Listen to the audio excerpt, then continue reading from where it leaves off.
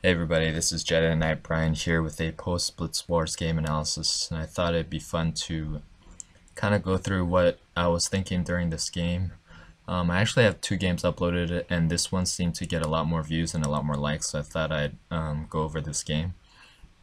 And I think going over games is like one of the best ways to learn, just because you can see what's going on inside a person's head and kind of learn move by move kind of what the thought process is. So let's go through this game right now. I'm playing Mitch here, and Mitch is a pretty good, solid guy. I mean, he's a solid player, solid guy overall. And before I start, let me just tell you what's going through my head. I've played I've played Mitch a couple times, and what I've noticed is that he plays very solid in the beginning. He just develops pieces and castles kingside. And knowing that, I went into this game with the intention of, I'm not going to castle kingside here. I'm going to castle queenside and pawn storm him. That was my plan before I sat down. So just to let you know where I'm at mentally, it's because it's kind of figure out what style your opponent plays and try to develop a strategy that kind of counters that style. So that's where I was going here. So Mitch opens. This is pretty solid opening. I mean, nothing really. Okay, this pawn move obviously was to deter my bishop from coming to pinning his knight here, and kind of realized that, so I put that there. He does the same thing here, and the reason why I'm pushing this pawn up, even though he pushed this pawn up, is obviously I have to develop my pieces to castle queenside, so that's kind of what I'm doing here. Simple development moves right now, nothing too spicy. And let's see.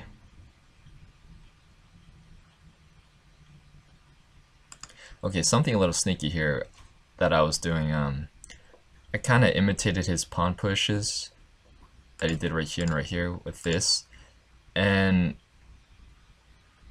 I disguised it as I was imitating him, but what I was really doing is preparing for the pawn storm. So that was kind of a sneaky move on my part. And then boom, right there. I started from the get-go pawn storming pretty early. And if you're wondering why I developed here early instead of developing here to castle queenside, well, I developed here early to kind of give the illusion that I'm going to castle kingside. But obviously, you know, I'm going to castle queenside, so let's see what happens. Yeah. Okay, right there. I'm not sure that was the right move to make. He kind of basically castled into the pawn storm, and actually the computer, I put this in the computer, and the computer says it's fine. The game is still relatively even. It's about -0.3. And here I basically this pawn push right here. I think what I like about this move, it's basically a forcing move. He takes, and then what I can do is develop my bishop. And I think this is one example of like a good move to have. Like a good move does a lot of things at once. It develops my bishop, gains a tempo, pins the knight, and also clears another space so that my king can get ready to castle queenside. And let's see what's going on. Let's see what he does next. Okay, he tries to chase my bishop off, so obviously I bring it back.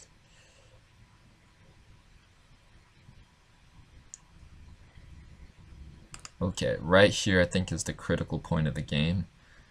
I think there was a comment on this video where a guy says, why not just, you know, take his bishop? And I thought about that, but the reason why is, you know, if I take, he takes, and it kind of clears the path for his rook, and that might get a little bit dangerous with this bishop kind of pointing at the same area, and I haven't even castled yet. So that was the reason, that was my first instinct. I was calculating what would happen. I said, nah, screw that. And then my eventual move was knight here.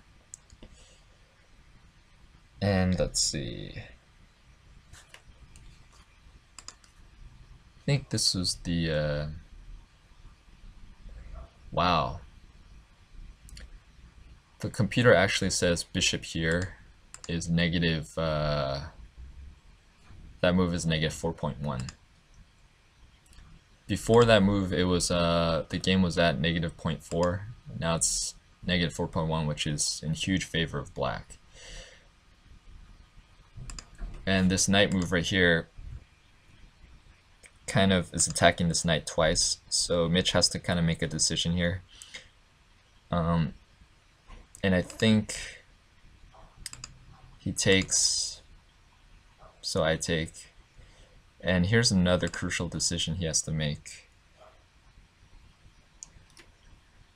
His knight is pinned, and on the next move I can take it,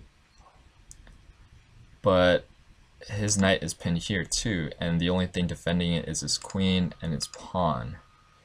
But the thing is, if he leaves the protection of this knight, if he moves his queen to leave the protection of this knight, then Mitch has no choice but to take with his pawn, and it creates a triple wall. And this was, I think, the second most critical decision of the game. Mitch eventually, hold on, let's fast forward. He decides to move his queen up to save this knight instead of this knight, and I think that was, hold on, let's see what the computer says. I think, yeah, queen d2. Wow. Computer went from negative 4.2 to negative 10.4 on that. And here's why. Obviously, I'm gonna take here, he's gonna take, and it creates the wall. And what this wall really isolates the king. And what it also does is exposes the king to this file. So I'll bring my rook over to check, and then it further kind of isolates the king, because it kind of creates a double wall right here. Hold on, right there, yeah.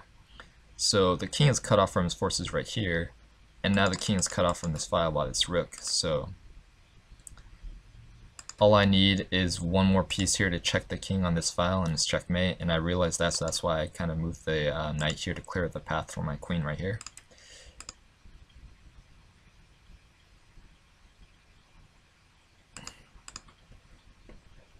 Basically, I think checkmate is unavoidable at this point. He this really threw me for a loop. I was like, why did he do that? And I kind of hesitated here, you can see, because I wasn't sure if he had a follow-up check, and then maybe he could bring his queen and create something here. But I realized that there was no follow-up, so I just took. And now checkmate is unavoidable here. He takes a long time thinking on this, and basically he can only sack his queen to buy time, which he does. I think there it is, yeah. And now the game's over. But let's go back to the critical position of the game right here. I think it was queen d2. Hold on, let's go back. Right here, yeah. If you have a choice between losing material and getting a really bad position, I think losing material is a better bet, because you can at least fight to live another day. So I think in this situation, instead of queen d2, I would say rook over to at least save the rook. And that's actually what the computer recommends. If you do that, the computer still scores it at around -4, which is pretty much winning for black, but it's -4 is way better than -10, you know. And I think any player who's watching this, if you've been down a piece, you can still fight and have a chance at winning at Blitz, you know. And yeah, just it's better to go down a piece instead of having a really bad position that eventually leads to checkmate. So that was kind of the crucial position of the game. So I think a couple takeaways to learn from this game is, one, know your opponent, kind of know what style he plays in the beginning, kind of develop a strategy against it. So that's kind of what I did. I planned to, from the very get-go, to castle queenside and pawn storm. And number two, I would say look for moves, look for forcing moves are the best. I think that move was a great forcing move, because he takes, and then always look for moves that do a bunch of things at once, like this one bishop move, gain the tempo, pin the knight, develop the bishop, and also cleared one more space so that my king could get ready to castle queenside. And I guess the third lesson is to, if you're down, if you have a choice between being down material or getting in a really bad position, like right here, hold on, let's see what he did, where's the queen, yeah. A choice between losing this knight or getting in a really bad position, lose the piece and live to fight another day. That's kind of what I would recommend. And that's pretty much think all the ideas to take away from this game. Now, I just want to say one thing really quick. This game makes Mitch look really bad, but in reality, he's a solid player, and he's gotten me a couple times. So, don't think he's a bad player at all. I think I was just one of those times in the games where everything kind of came together, and I was lucky I got this on film. So, always nice to have these kind of miniature cool games, and I hope you guys enjoyed this analysis. And please like, share, comment, and subscribe. And if you guys like these, we'll do more of these, and we'll have other players analyze their own games, and we'll have other players kind of analyze their own games together. I think that would be really cool to learn a lot of stuff. Okay, thanks, and see you guys later.